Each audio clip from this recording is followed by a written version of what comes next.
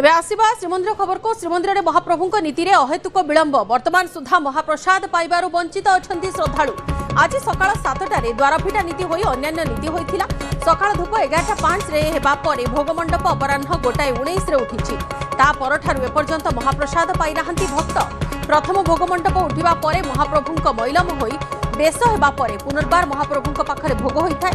या परे श्रद्धालु माने महाप्रसाद पाइ थांती, किंतु किछि सेवकंक असहयोग पाइ एपर्यंत भक्त माने अबढ़ा पाइबारु वंचित अछंती।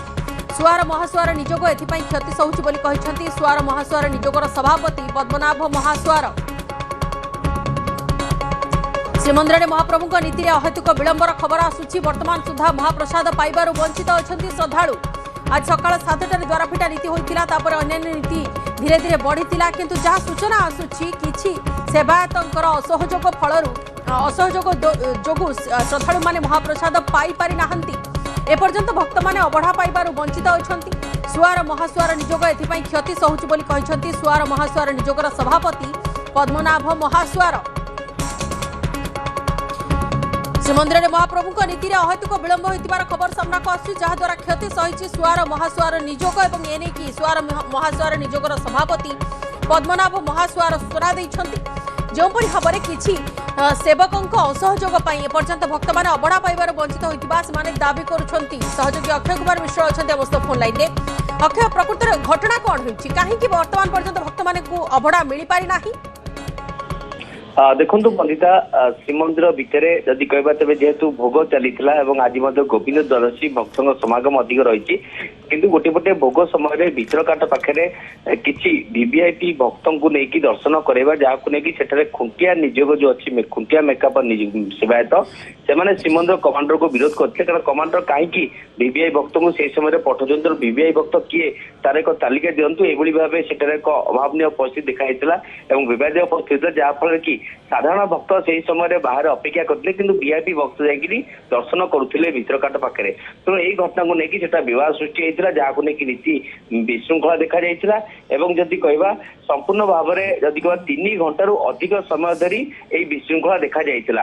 एवं विशेष महाप्रभुंकर सकाळ धूप एवं ता सहित भोग प्रथम भोगमंडप बसीथिला एवं द्वितीय भोगमंडप बसिथांता। तापरे महाप्रभुंकर बेश मैलम होइकि पुणी थे पानी पड़ी पुणी भोग उठिथांता, किंतु यही भोगमंडप पर ही प्राय दिन 1:20 नीति बंद हो रही। भोगमंडप उठी नीति बंद हो रही, नीति आ त्वरित हो पार नहीं, जहाँफल एक विवादीय परिस्थिति देखा जाइथिला एवं भक्त मैंने असंतोष व्यक्त करते। कारण यही समय विवाद सृष्टि होता सहित कौन श्रीमंदिर प्रशासन अधिकारी मैंने जोग दे ना समाधान बाट काढ़ी ना।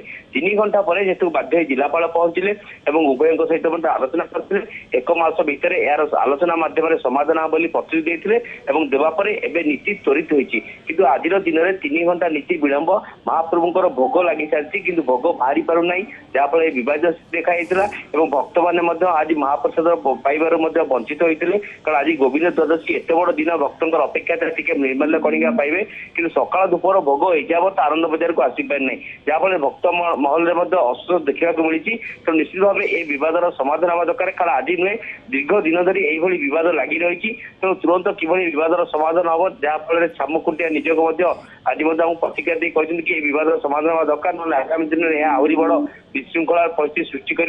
तेणु किभली भाव दर्शन, कारण साधारण भक्त मैंने दर्शन वंचित होती, कहीं समय भितर वीवीआईपी दर्शन को भक्त को लेकिन भितर दर्शन कर